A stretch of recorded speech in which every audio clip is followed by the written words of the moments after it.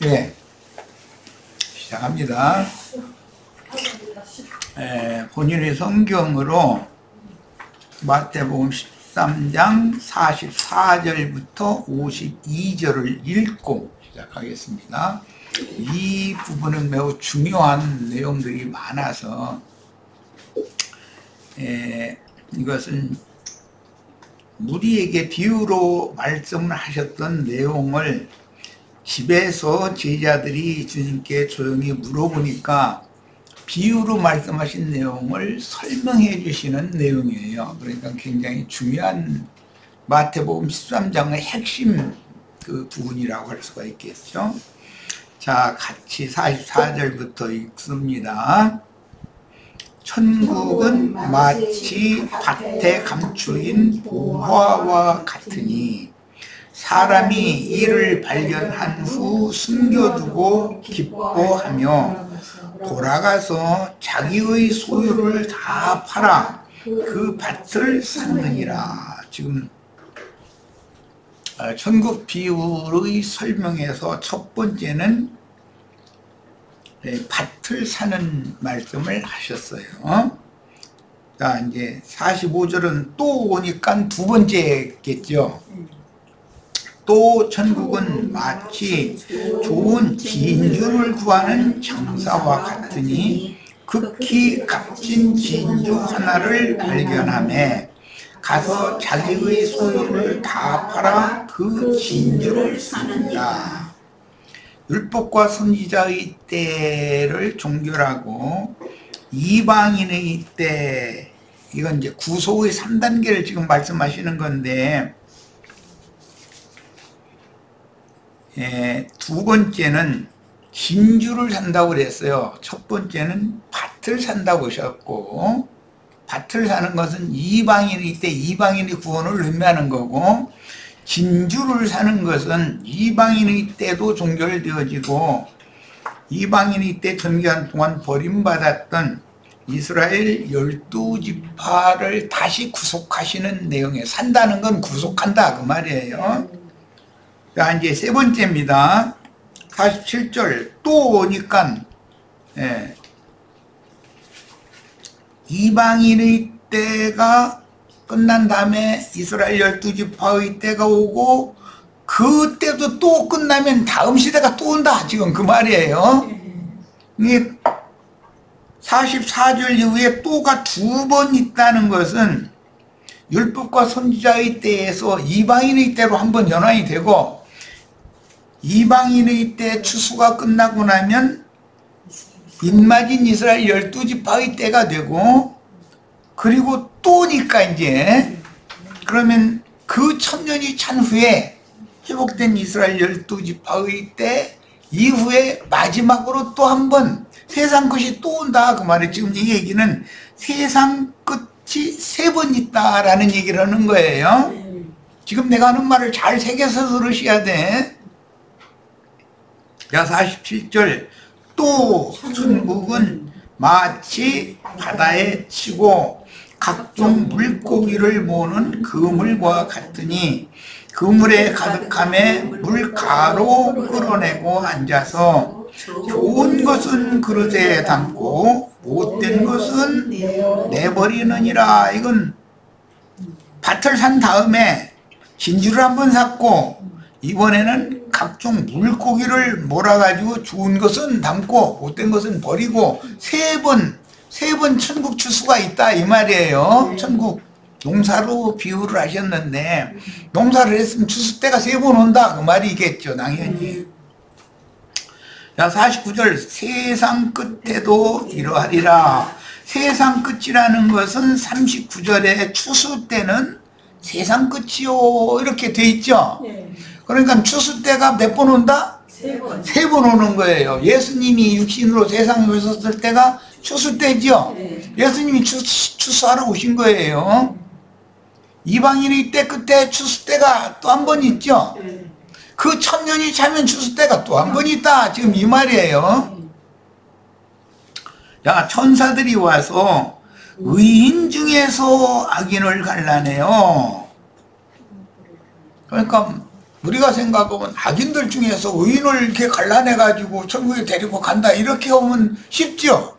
그런데 의인들 중에서 악인을 갈라낸다 그랬으니까 믿는 이들을 의인이라고 그러고 불신자들을 악인이라고 그러는 건데, 믿는 이들의 세계에 버림받을 자들이 있다 그 말이겠죠. 12제자 중에 가룟 유다가 있는 거죠. 야, 세상에만 악인이 있는 게 아니고 교회 중에 가라지라고도 이제 표현을 하셨고 못된 것이라고도 표현을 하셨고 버려야 되는 것들이 교회 중에 있다 그 말이단 말이야. 그러니까 이 지금 우리가 이번부터 나눠야 되는 이 단락 말씀은 성경 전권을 요약하고 압축해서 말씀하신 천국 비유를 제자들에게만 설명해 주신 내용이단 말이에요. 그러니까 기독교계는 성경을 지금 내가 설명하는 것처럼 이렇게 읽지를 않는 거예요. 창세기 1장을 내가 설명하는 것처럼 읽지 않는 것과 똑같아. 예. 하나님 나라의 시작과 과정과 끝이라고 하는 것을 오해하고 있다. 지금 세상 나라가, 세상 교계가. 자, 50절 풀무불에 의인 중에서 악인을 갈라내가지고 풀무불에 던져 넣으리니 그랬는데, 풀무불이라는 것이 당연히 세상 끝에 있는 거겠죠? 그러면 당연히 3번 있어야 되겠죠? 예수님을 죽이는 그때가 세상 끝이죠? 예수가 죽으면 세상이 끝나는 거예요. 네. 구원자가 죽었으니 세상이 끝난 거잖아요. 그런데 이방인의 때가 시작이 되어져서 이방의 충만함이 찬 후에 마지막 이방인의 때를 종결하기 위해서는 추수꾼들을 또 파송을 마지막에 보내는데, 그건 계시록에서는 증인들이라고 그랬어요. 작은 열린 책의 말씀을 받아 먹은 자들이에요. 그들이 순교자의 수를 채우면 세상 것이 또 한 번 오는 거예요. 그러니까 예수님이 독생자가 죽은 것이 끝이 아니죠. 왜냐하면 예수의 피를 또 흘려야 되기 때문에 그렇다 그런 말이에요. 또 흘려야 돼. 누가 흘리느냐, 이제 증인들이 무지한 피를 흘리면 두 번째 예언이 이루어지겠죠.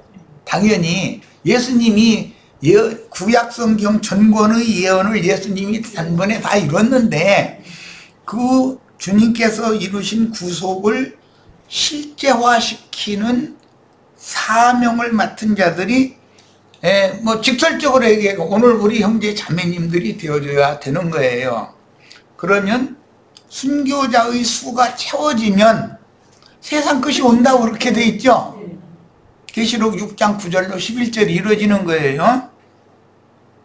자, 그리고 나서는 인맞은 이스라엘 12지파의 새 시대가 오죠. 그러면 그때는 새 하늘만 새 것이 되는 게 아니라 땅도 새 것이 되는 거예요. 그 기간이 그 1000년이 찰 때까지라고 하는 기한이 정해져 있어요. 그 1000년이 찬 후에는 곡과 마곡의 전쟁이라고 하는 그 이제 마지막 세상 최후 심판이 또 와요. 그러니까 주님이 지금 말씀하신 이 비유 내용은 3가지로 요약이 돼 있죠. 지금 내가 하는 말을 잘 이해를 하셔야 돼. 네. 풀무불이라고 하는 것은 항상 예수님이 오셨을 때 요한에게 예수님이 물로 침례를 받고 성령에 이끌려서 광야로 내몰려 나가니까 마귀가 와서 시험을 했죠. 예수님이 마귀를 제압을 했어요. 이겼어요. 그러니까 마귀가 떠났는데 영원히 떠난 게 아니라 잠시만 떠났다고 했어요. 예수님이 죽을 때 마귀가 다시 온 거죠. 악한 날이 온 거예요. 전에도 없고 후에도 없는 큰 날이 온 거예요. 이제 그걸 실현하는 건 예수님이 십자가에서 큰 소리로 내가 다 이루었다 하고 숨을 거두심으로 인해서 예언이 이루어졌어요. 그럼 그것으로 구속사가 다 완성되는 것은 아니다. 주님께서 이루신 사실을 성령께서 이제 새 시대를 시작한다 그런 말이에요. 예수 그리스도의 성령께서 그 이방인의 때로 전환이 되는 거예요. 율법과 선지자의 때가 끝나고 이방인의 때가 되면 이제 교회 시대라고 그러는데, 이방의 충만함이 참 지금 현세, 나는 이렇게 보고 있는 사람이니까, 이방의 충만함이, 구원 얻을 자의 충만함이 차고 나면 세상 것이 또 온다. 그때는 증인들의 사역기다 그런 말이에요. 계시록에서 증인, 작은 열린 작은 책의 말씀을 받아먹은 자들이 하나님께 보내심을 받아가지고 또 예언을 해야 된다. 거기 이렇게 돼 있죠. 예수님이 하신 예언을 증인들이 또 하는 거예요. 그러면 이제는 이방인의 때 전기간 동안 버림받았던 혈통적인 이스라엘 12지파의 새 시대가 시작이 되는데, 그것을 그 천년이 찰 때까지라고 기한이 정해져 있고, 그 천년이 차면 이제는 곡과 마곡의 전쟁이라고 하는 최종적인 마지막 추수가 온다. 구원 얻을 자가 마지막에 이제 좋은 것은 그릇에 담고 못된 것은 버린다 그랬는데 어디에 버리느냐 하면 불못에 버리는 거예요. 영은 이제 완전히 정리가 되는 거예요. 세 번째는, 자, 이것이 마태복음 13장에서 말씀하신 새 비유다 그래요. 하나님의 우주를 통치하는 경영의 방식이 있다. 근데 나처럼 해석하면 무슨 놈의 성경을 그렇게 해석하느냐, 이제 이렇게 오해하기가 참 쉽죠. 우리 지체들도 오늘 그래서 나누는 말씀을 잘 숙지하고 계셔야 되고, 우리는 두 번째 세상 것을 지금 맞고 있다. 그런데 두 번째 세상 끝에는 하나님의 말씀과 저희가 가진 증거로 인하여 목배임을 받은 자의 수가 채워지는 세상 끝이다. 그때도 짐승 때다. 그때도 마귀가 무저갱에 갇혀있던 마귀가 황충 군대와 함께 올라와 가지고 온 세상을 어지럽힌다. 뭐 어지럽힌다라는 것은 이제 세상 심판은 최종적으로는 세상 나라의 전쟁인데,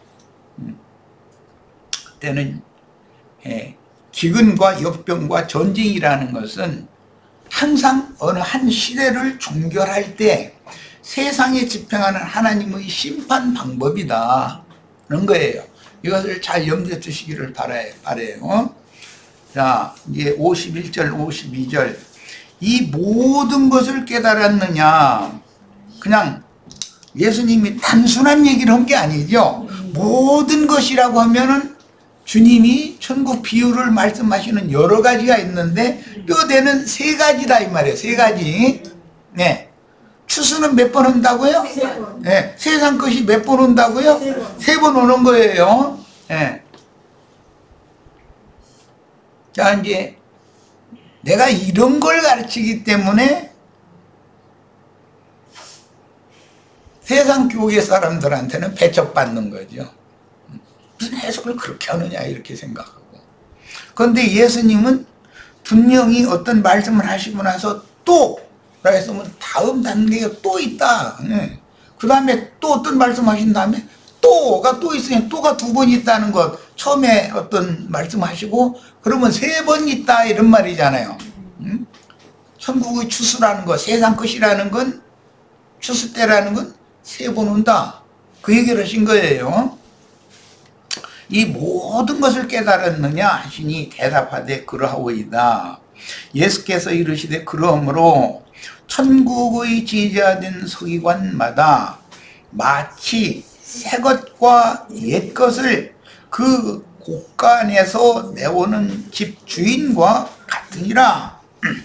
예수님이 율법과 선지자의 때를 종결하고 이방인의 때를 맨 먼저 시작한 분이죠.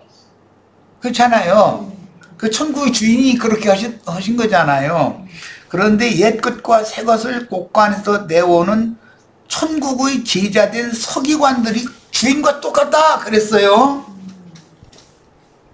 천국의 주인 예수님과 똑같다 이 말이잖아요. 뭐 하는 일에? 추수하는 일에, 천국 농사를 하고 추수를 하는 그 일에 쓰임받는 건 똑같다 그 말이에요. 그럼 우리 형제 자매님들이 주님께서 이 세상에 오셔서 이미 이루어 놓으신 한 시대의 종결과 새 시대의 시작을 형제 자매님들도 똑같이 해야 되는 거 아니겠어요? 그러면 굉장히 이제 난해한 문제가 나와요. 문제는 이거예요. 하나님은 말씀이시고 그 말씀을 맡은 중선지자들에게 우주 경영을 어떻게 할 것을 예언으로 주신다 이거예요. 계시로 받은 선지자들이 하나님의 말씀을 곧대로 선포하면 말씀이 먼저 온 땅에 선포되는 거예요. 그러면 하나님은 역사의 주인이시기 때문에 우주 역사의 그 말씀과 같이 이루신다. 이게 계시록에 나오는 말씀이에요. 그 말씀과 같이 이루리라. 그래서 말이에요. 자, 그러면 우리 형제 자매님들이 지금 앞으로 해야 될 그 사명이 어마어마한 일인 거죠. 문제는 이 모든 것을 깨달은 사람이면 이 일에 쓰임을 받을 것이고, 이 깨달음이 없으면 쓰임받지 못하는 거죠. 한 세상이 끝난다. 그러면 인간의 낡은 사고와 정신세계의 그때 당세의 그런 세상의 어떤 조류와 흐름과 그런 어떤 역사적인 그 시대의 거기까지의 그 시대까지의 어떤 그 낡은 사고와 정신, 죽은 영으로 행하던 이제 그런 모든 것들이 전부 영이 새로워지고 마음이 새로워지면 옛 것은 끝났고 새로운 창조물의 새 시대가 되는 것이죠. 새 시대가 온다라고 하는 말에 대해서 이해를 잘 하셔야 돼요. 심령이 새로워지고 마음, 그 정신이 새로워지는 시대가 새 것이 오는 거예요. 옛 것은 지나가고 새 것이 오는 거예요. 그래서 그 고린도후서에 보면 보라 새 것이 되었도다. 옛 것은 지나가고 새 것이 되었도다. 그러면 창공 하늘과 사람이 밟고 다니는 땅이 새로워진다라는 말이겠냐 이 말이에요. 인간의 심령과 마음의 정신세계가 바꿔진다. 천지개벽이 되는 거예요. 그러면 새 세상이 되는 거예요. 이것이 세 번을 거쳐서 영원한 하나님의 왕국이 완성되는 것이다. 이런 말이에요.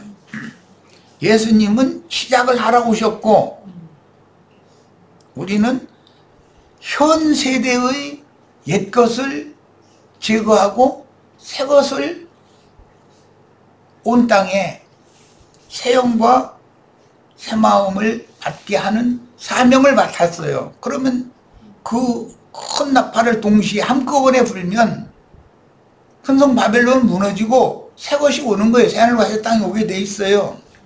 그 얘기예요. 천년이 찬 다음에 최종적으로 그 일이 한번 더 온다는 거예요. 그러면 영원한 하나님이 계획하신 영원한 영세라고 하는 왕국이 하나님 나라가 완성되는 거예요. 자, 이제 자료로 들어갑니다. 7페이지 차례죠. 밭에 감추인 보화를 발견하고 돌아가서 자기 모든 것을 다 들여서 그 밭을 산다. 자기 모든 것을 다 팔아가지고 자기 모든 것을 판 값으로 그 밭을 산다. 이제 이렇게 표현하셨죠. 이것이 율법과 선지자의 때에서 값없는 은혜로 구속받은 믿는 이들의 밭이라는 건 영혼, 마음을 사는 걸 말하는 거예요. 이걸 피밭이라고 그러죠. 예수님이 돌아가서라는 것은 세상에 아버지께 보냄을 받아서 오셨지만 대속물로 드려지려고 육신의 몸을 입고 오셨기 때문에 육신을 벗기 위하여 십자가에 올라가는 것이 돌아가는 거예요. 실제는 아버지께로 돌아가는 건데, 그래서 자기의 모든 것을 팔았다는 자기 목숨값, 생명까지 바쳤다. 우리 형제 자매님들이 한 사람 한 사람의 영혼을 사기 위해서. 이게 우리 형제 자매님들이 영혼이 얼마나 귀한지를 아셔야지. 그런데 예수님이 십자가에 올라가는데 얼굴 찡그려가면서 갔다고 되어 있는 게 아니고 숨겨두고 기뻐하며 돌아갔다 그랬어요. 그럼 뭐 그때 당시로 말하자면 12 제자들의 심령 상태를 볼 때 그 보화가 감춘 밭이니까 십자가를 지고 죽는 것이 기쁨으로 했다. 아버지의 일을 수행하는 사명을 행하는 거니까. 그러면 이 시대에는 또 하나님의 사명을 수행하는 힘센 천사에게 열린 작은 책의 말씀을 받아먹고 보냄을 받은 자들이 기뻐하며 돌아가야 되겠죠. 그 말은 뭔 뜻이요? 주님 자신과 주님의 나라의 성취를 위해서 죽는 것을 기뻐해야 된다 이런 말이에요. 그런데 죽기를 무서워해 두려워하면은 하나님의 말씀이 이루어질 수가 없겠죠. 이 문제 때문에 난 지방교회에서 얼마나 싸웠는지 몰라요. 이렇게 돼야 되느냐고. 난 이렇게 돼야 된다고. 휴거 돼야지 이렇게 되는 걸 생각하느냐고 많이 가면서 휴거 많이 되시라고. 성경에는 당신들이 생각한 그런 휴거가 없다고.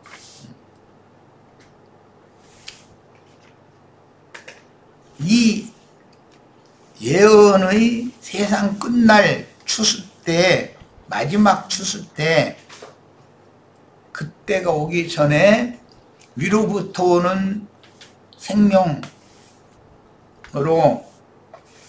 위로부터 영이 거듭나고 교회 생활을 통해서 혼이 구원을 이루어서 온전케 되어지면 온전케 된 의인의 영들이 속사람이 그렇게 되어지면 껍데기를 벗어야만 무한의 세계, 영광의 세계로 주와 함께 나타나서 승천할 수 있는 것이지, 영광에 들어갈 수 있는, 하나님의 영광에 들어갈 수 있는 것이지, 육신이 몸이 죽지도 않고 어디로 뿅 오고 휴거된다고 그걸 기다리느냐고 그랬다가 이제 막 하여튼 그 지방교회 책임 형제들한테 아주 문매를 맞았어요. 아주 막 난리가 나가지고. 그래서 이제 그 문제에 곁들여서 이제 그 이트니스 형제님 얘기가 나와가지고 마지막 사도는 절대 죽지 않는다고 그래. 빡빡 우겨서 걸래. 내가 거기서 그 양반 돌아가실 거다고 자꾸 얘기해봐야 300개 안 되니까 그다음 그 어른 돌아가신 다음에 그런다고 그때 전화로라도 교제를 다시 나누자. 이건 너무 중요한 문제다. 지금 내가 성경을 보는 관점이. 그때 나누자 그랬더니 전화도 안 와. 그 양반 돌아가신 다음에는. 그러니까 사람들이 그렇다는 거예요. 우린 그렇게 엉뚱난 거 붙잡혀가지고 그렇게 육신대로 믿는 그런 신앙생활에서 완전히 벗어나셔야 돼요. 육신이 몸을 입고 어떻게 영생을 한다고 그래. 혈과육은 하나님 나라를 유업으로 받지 못한다는 얘기를 내가 고린도전서 15장 수도 없이 증거를 했어. 혈과 육은 하나님 나라하고 상관이 없는 거다. 세상 나라에 사는 동안이나 이 생이라고 하는 금생이라고 성경에 나온 그 동안이나 혈과 육이 속사람을 보호하는 보호막이고 장막이고 그래서 초막이라고 하는 거다. 이거는 풀은 베어지는 거기 때문에. 그래서 혈육의 영광이라는 것은 들꽃의 영광만 더 묻어다는 말이 무슨 뜻이냐. 인간 나라에서 무슨 이제 특히 지방교회는 뭐 변호사니 뭐 의사니 이런 사람들이 사자 들어간 사람들이 많거든. 내 말 잘 들으라고. 여러분이 그런 주님 앞에 그런 은혜를 입었으면 불쌍히 여길 만한 사람이 더 많이 돌봐야 되고 더 큰 일을 하도록 그렇게 은혜를 주신 건데, 개인의 부귀영화만 누리고 사람을 멸시하고 이렇게 하면 안 되는 거라고 내가 이제 그런 얘기를 이제 해가지고, 또 그것 때문에도 또 지방교회에서 발성이 나가지고 이게 뭐 좀 시끌시끌했지 뭐. 이제 워낙 나와 지방교회 그 교류 안 맞으니까, 내가 보는 성경을 보는 관점이 안 맞으니까. 그 모래내 시장에서 이철이지 꼬박 200개 그냥 놓고 다 팔으면 얼마치나 되는지 모르는, 다 팔아봐봤자. 그런데 그걸로 생계 유지하시는 그 모자매님이 계셨는데, 사람 취급도 안 해. 오거나 말거나 가는가 보다, 오면 오는가 보다, 인사하고 손이라도 만져주고 이렇게 하는 사람 나밖에 없어. 나중에 막 너무 오길래 내가 그냥 막 도대체 뭐 들어오는 거냐, 너희는 애미애비도 없냐 막 해가면서 막 내가 난리를 냈었지. 그리고 또 구로공단 소인공 미싱 이게 하는 용어를 잘 하지도 못하면서 자꾸 툭 튀어나오고 그럼 미싱 그거 종일 돌리고 나서 그 닭장같이 생긴데 거기서 그 새우장에서 좀 차고 또 그거 이러고, 전라도에서 뭐 경상도에서 이렇게 시골에서 올라온 처녀들 몇 사람 있었는데, 대학생 집회 자꾸 그랬다니까. 아이들이 처음에는 아무 생각도 없이 그냥 모임에 잘 나오고 그러다니 나중에는 어느 날부터 안 나오는 거예요. 그래서 이상해서 내가 물어해서 이제 그 아이들 그 자취한다는 데를 찾아갔더니, 형제님이 여기까지 오셨냐 하면서 눈물을 막 펑펑 쏟아가면서, 우리는 고등학교도 못 다녔는데 대학생들만 저렇게 우대해주고, 우리는 대학생 집회라니 거기 참석할 수도 없는 입장이고, 나이 또래는 비슷비슷한데. 그래서 너무 다 좋은데 그런 문제 때문에 자기네들이 어떻게 할지 모르겠다는 게 너무, 거기 있자니 그렇고 나가자니 그렇고, 차라리 이제 모임에 안 나가는 게 편해서 그래서 단체로 안 나온다. 그래가지고 그 말 듣고 와가지고서 내가 이제 막 또 쫓아와서 책임이들 오라고. 앞으로 대학생 집회라는 말 입 밖에 내면 내가 가만 안 놔둘 거라고. 뭐 하는 거냐, 교회라는 데가 사람 차별하는 데냐고 난리를 이제 막 해놓고 뒤집어 놓고 막 이제 이랬었죠. 그러니까 나는 민바치는 짓만 하는 거야. 그들은 막 으쌰으쌰하고 그 자기네들끼리 뭐냐 뭐. 예. 그런데 반포 아파트에 살던 의사 형제가 나오고, 형님 존경한다고. 아니 난 세상 한문으로는 중학교밖에 안 다닌 사람이 그런 거 상관없다고. 그 형제 딱 그래가면서 형님 존경한다고 딱 그러더만. 어쨌든 교회에서는 세상에서 소외되고 눈물 흘리고 아파하고 고통받던 영혼들이, 교회는 천국이기 때문에 교회에 와서는 그 마음에 쉼을 얻고 기뻐해야 되는 거예요. 다 누구나 똑같이. 다 똑같이 형제고 자매가 돼야 되는 거예요. 세상에 좋은 직업이었더니까 그것 가지고 사람 이렇게 차별하고, 그건 전부 외모로 사람을 판단하는 것이거든. 그건 있을 수 없는 짓이에요. 뭐 벌써 시간이 이렇게 돼버렸네. 네. 자, 우리는 주님께서 세상에 오셔서 선포하고 세우기를 원하셨던 천국이라는 것이 뭔지에 대해서 인식을 새롭게 하실 필요가 있어요. 그 심령과 정신 상태가 완전히 주님의 심령과 주님의 정신 상태로 다 연합되어져서 바꿔줘야 돼요. 자, 표시간 여기까지 일단 마칩니다. 잠시 쉬었다 이어갑니다.